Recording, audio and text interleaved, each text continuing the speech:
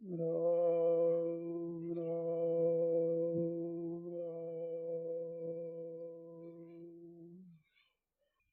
कर्मयोग, भक्ति योग, ज्ञान योग।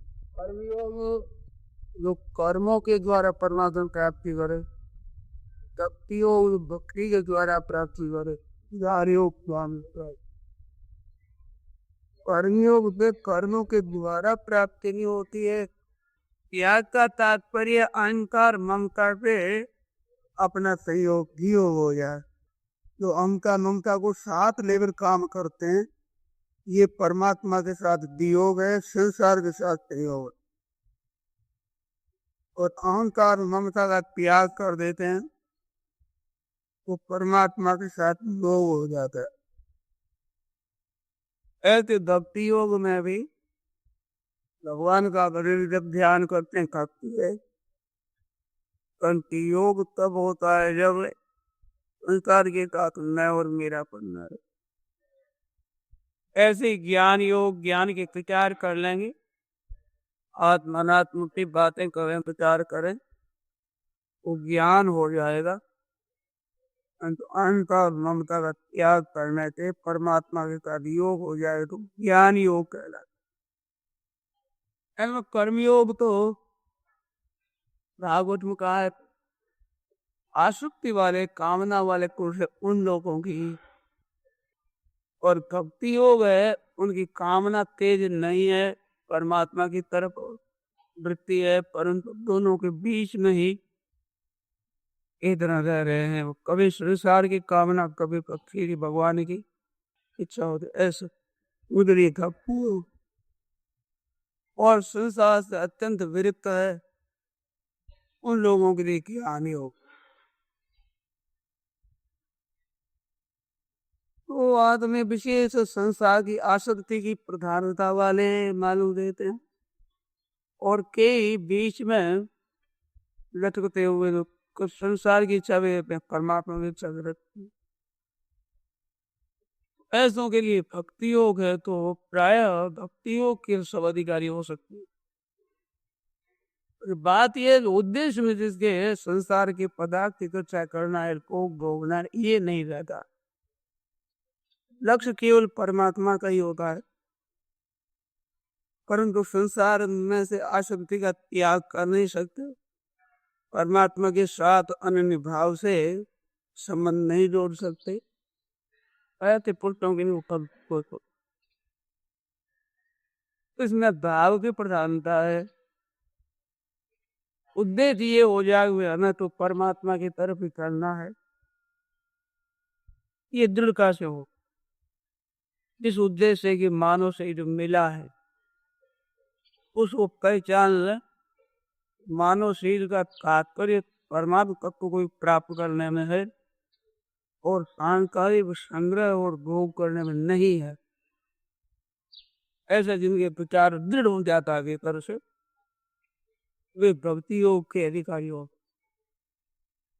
ऐसा विचार दृढ़ होने पर वो कैसे ही हो, क्या शून्यात्मा हो, साधारण हो, पापात्मा ही हो, दृढ़ निश्चय कर देते वे भक्ति योग के अधिकारी है। भक्ति योग में क्या करें, ये जो दोनों तरफ हमारा संबंध है, परमात्मा की तरफ भी संबंध रखते हैं, रखना चाहते हैं, और संसार तो संबंध है, रखना नहीं चाहते हैं। ऐसी अवस्था फिर से सुन ले। मान लो दोनों तरफ हमारा मन जा रहा है, हमारी प्रगति हो रही है, परंतु भगवान की तरफ का तो हम संबंध रखना चाहते हैं, और संसार की तरफ का संबंध हम रखना नहीं चाहते। ऐसा विचार हो जाता है तो वो भक्ति योग के। तो अब संसार के संग्रह और सुखों की तरफ आकर्षण है, इसको हम जान करके छोड़ दें, इससे हम विमुख हो जाएं, केवल भगवान की तरफ ही हमें चलना है, ये हम भावमुख हो जाए। चाहे वे गृहस्थ आश्रम में हो, चाहे साधु आश्रम में, चाहे भाई हो, चाहे बहन हो, हमें चलना परमात्मा की तरफ है। एक ही हमारा उद्देश्य है, एक ही लक्ष्य है। एक आदरो एक बल एक आश विश्वास, एक राम घनश्याम एक तातक तुलसीदास। तो पक्की एक ही तरह एक भगवान की तरफ हम हो जाए, ये अनन्य भाव होता। तो जो हमारा संसार की तरफ भाव है ये अनन्य भाव नहीं होने देता। और अनन्य भाव की महिमा बताई गई। मई तानन्य योग न भक्ति अभ्य विचार से, अनन्य योग से मेरी अभ्य विचार भक्ति होना चाहिए। मान तो ये अभ्य तो चाहे न भक्ति होगी नहीं प्रेम करे, तो अभ्य विचारी योग से है ये सेवा करता है, वो ब्रह्म को जान जाता। तो अब इतना काम रह गया, तो संसार का उद्देश्य नहीं रखेंगे, लक्ष्य नहीं रखेंगे, उसको ध्येय नहीं बनाएंगे, क्योंकि इकट्ठा करना सुख भोगना ही हमारा लक्ष्य बिल्कुल नहीं रहेगा। लक्ष्य केवल परमात्मा प्राप्ति का हो जाएगा, जो कि पहले इतने इसको दृढ़ करेंगे, हम भक्तियों की तरफ चल पड़े। कहते ऐसी अवस्था में हमारा संसार मन जाता है, संसार का संग अच्छा लगता है, पदार्थ अच्छे लगते हैं, भोग अच्छे लगते हैं, सांसारिक व्यक्तियों भी अच्छी लगती, कोई परवाह नहीं। लक्ष्य क्या है? लक्ष्य तो परमात्मा की तरफ। तो लक्ष्य होने पर एक अवस्था होगी, तो सांसारिक पदार्थ अच्छे लगेंगे, क्योंकि सुहाएंगे नहीं।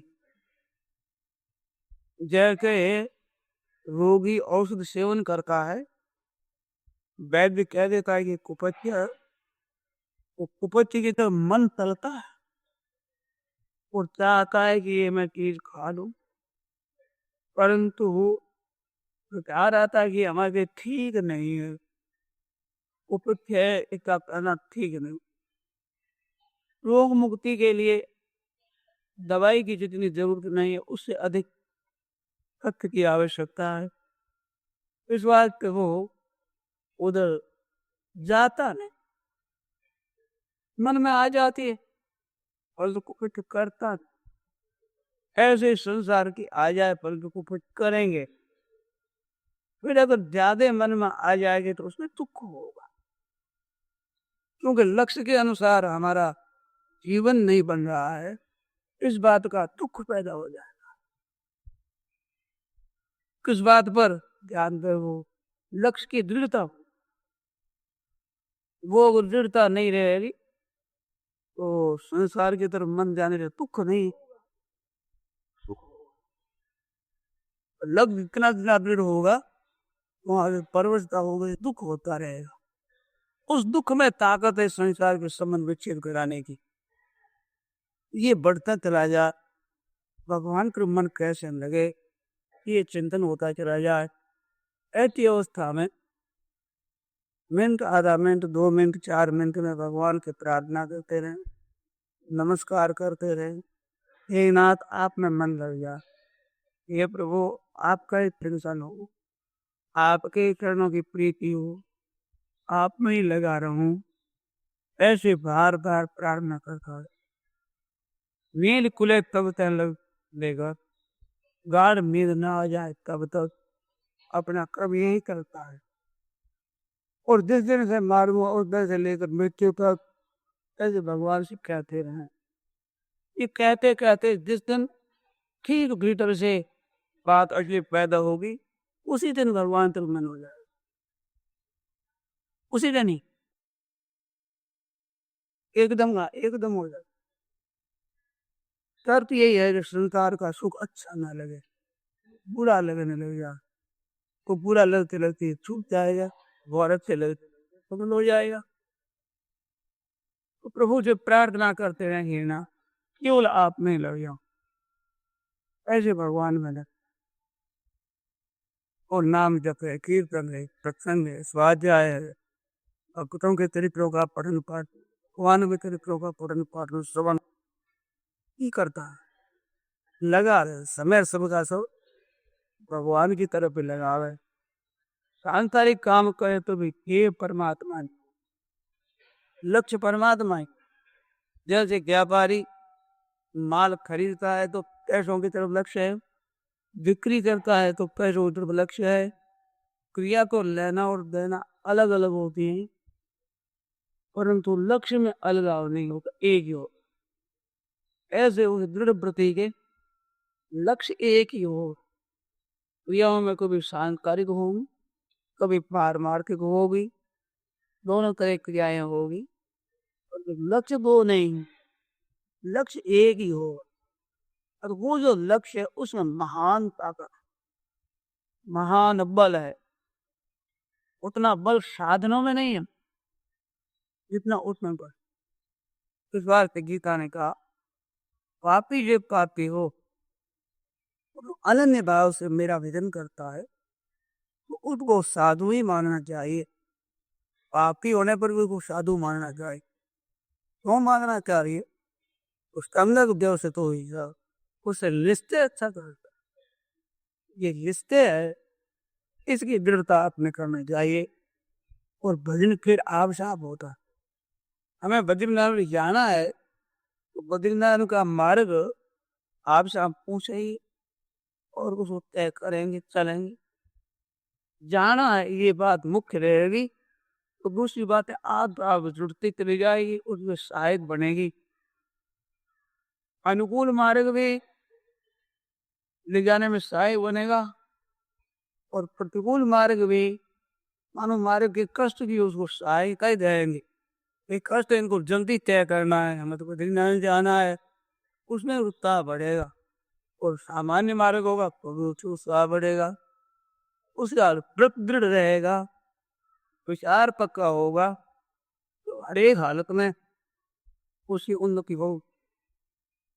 तो उसे आपत्ति आने पर, संपत्ति आने पर, अनुकूलता आने पर, प्रतिकूलता आने पर उसको कोई बिगाड़ नहीं सकेंगे। अनुकूलता बिगाड़ नहीं चाहिए तो इतना नहीं, वो सब की सब उसके अनुकूल बन जाएगी। तो संसार की अनुकूलता लक्ष्य नहीं है, तो प्रतिकूलता आने पर उसकी जो अनुकूलता की तरफ का फीका होता वो मिटेगा, और वो जितना ही मिटेगा उतना ही उसको बल मिलेगा, अपने लक्ष्य की दृढ़ता में सहायता मिलती रहेगी। और अनुकूलता मिलेगी तो उस अनुकूलता में भी वो सुख नहीं भोगेगा, किंतु भाई भजन का अवसर मिला है, भगवान के चिंतन का मौका मिला है, तो बात से भजन उसका तेज होगा। साधारण अवस्था में भी उसका भजन तेज होगा। तो लक्ष्य पूरा हो गया है ना, इस बात के लक्ष्य के सुनांशी का कोई साधन नहीं है, साधन तो आप से आप होने वाले हैं, लक्ष्य आप से आप होने वाला नहीं। क्योंकि तो भगवान की कृपा से हो जाएगा, संतों की कृपा से हो जाएगा, गुरु की कृपा से हो जाएगा, ऐसा जो भाव रहता है, ये भाव साधन के विषय में काम देता है। लक्ष्य दृढ़ करने में वो मुख्य अपना भाव होता है। वो भगवान की कृपा से हो जाएगा, संतों की कृपा से हो जाएगा, गुरु की कृपा से हो जाएगी, ये नहीं। निमित्त मात्र अपने को बढ़ना पड़े, सहायक जैसी भगवत कृपा, संत कृपा, गुरु कृपा, धर्म कृपा, कर्तव्य की तत्परता, ये सब सहायक हो जाए, परंतु मुख्य अपने को बढ़ना पड़ेगा।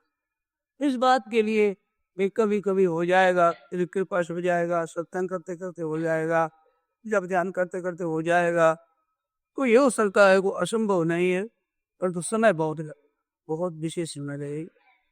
और खुद स्वयं इसको दृढ़ता से पकड़ ले और विस्ते कर ले, सम्यक देव से तो जो दयात्मक बुद्धि दी के इस विषय में लिखने वाली बुद्धि एक ही हो, उनका का जनन का बुद्धियुक्त व्यवसायी अव्यवसायी पुरुष होते हैं, उनकी अनेक तरह की बुद्धियां होती है, अनेक उनकी शाखाएं होती है। इस बात ये व्यवसाय अपना पक्का कर लेना चाहिए, रिश्ते पक्का कर लेना चाहिए। भैया हमें तो परमात्मा की तरफ चलना, अब ये पक्का होकर किसी का वैराग्य हो जाता है तब तो महाराज ज्ञान योगी हो जाता है, और साधारण वैराग्य भक्ति योगी हो जाता है। उस संसार में आसक्ति को भी लक्ष्य ये दृढ़ता से हो जाएगा, तो संसार की आसक्ति वाला भी कभी योगी हो जाएगा। काम तो करेगा, परंतु संसार का संग्रह और होगा हमारा लक्ष्य नहीं, ये हमारा ये नहीं है, उद्देश्य नहीं, ऐसा विचारा कि मन उठा देगा और तो भगवान ने करना कुछ नहीं। तो भक्ति वालों के लिए विशेष बात है कि भगवान से प्रार्थना करता रहे, हमारा संसार से हटने में ही हमारी सामर्थ्य थी, आप में लगने की भी हमारे में ताकत नहीं है। मैंने आज आप केवल आप में ही लग जाऊं, चाहता मैं ये हूं कि संसार में रह जाऊं, आप में रह जाऊं। और चाहने से क्या हो, मेरा प्यार में रखता हूँ वो फिर नहीं रहता है। जैसे श्री गोस्वामी जी महाराज कहते हैं, मति अति नीत ऊंच रुचि अच्छी। ये नीक है, बुद्धि मेरी खराब है, परंतु रुचि मेरी अच्छी बढ़िया। परमात्मा की तरफ चलना चाहता हूँ, उनकी अभियाना चाहता हूँ। मति अति नीक ऊंच रुचि अच्छी, तही अमीय जग दुरे रुचाची।